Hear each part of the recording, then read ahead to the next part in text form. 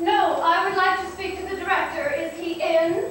We're closed today, open Tuesdays to Saturdays 11 to 5, except for every third week when we change exhibits, a month in the summer when we do I can't remember what, and Christmas. I want to show the director some of my work. I'm sorry, the director tries not to meet the artist before the vernissage. You have to make an appointment. A submission, including a CV, not less than 10, not more than 20 slides, adequately documented with date, size, and of course, medium. We do need an artist statement, preferably double-spaced.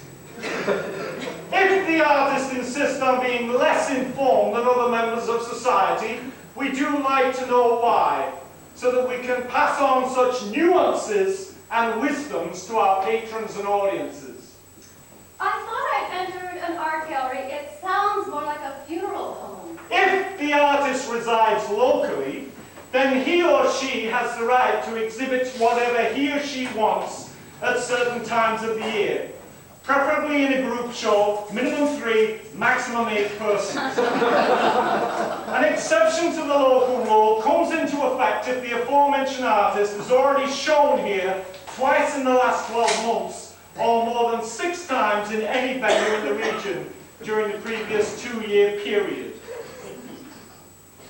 We do our best to maintain originality, non-duplication of programming, non-commercial, innovative work by younger artists, women, and those who have yet to have access to the alternative mainstream. And how do you make your decisions? We have 5 committees. The first committee meets on the 2nd Tuesday of every month, the second on every 2nd Wednesday, the third on every 2nd Thursday. Unless the deficit committee meets on the 2nd Tuesday of the month, and then all the committees are moved from the 2nd to 3rd week of that particular month. And who are you? I'm the new director. I thought you said the director wasn't in. What? I thought you said the director... Terrific! Now we're getting somewhere. Someone will give you a call.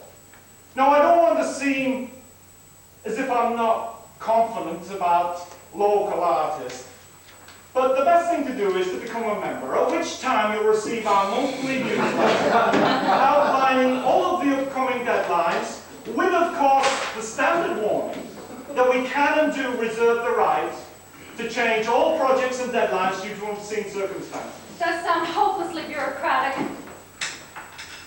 Do you know how long and how hard we fought to get to where we are today? Buckets of blood were spilt, arguing and explaining what had to be done. And you coming here with your impetuous creativity stuffed under your arm after spending a hard day walking around the National Gallery, sniffing Degas' body odor, overstimulated by countless cups of cappuccino, dropping in unannounced, dirtying our glistening floor with your unwiped footwear, and you dismiss our efforts as hopeless.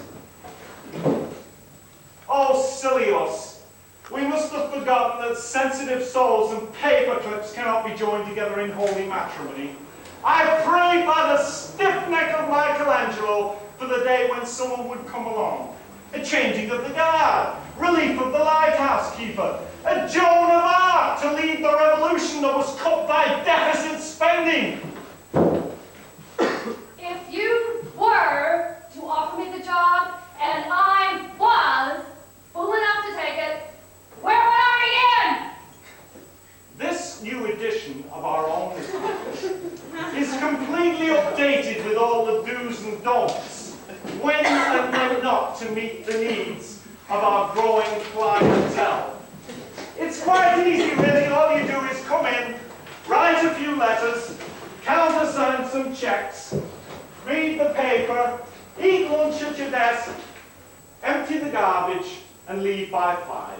Thank you so very, very much. I do hope you'll enjoy working here. Nothing like a few years administration to round out one's sense of social destiny. Makes one wonder what Van Gogh might have achieved with a little less bar soul and a little more bookkeeping experience.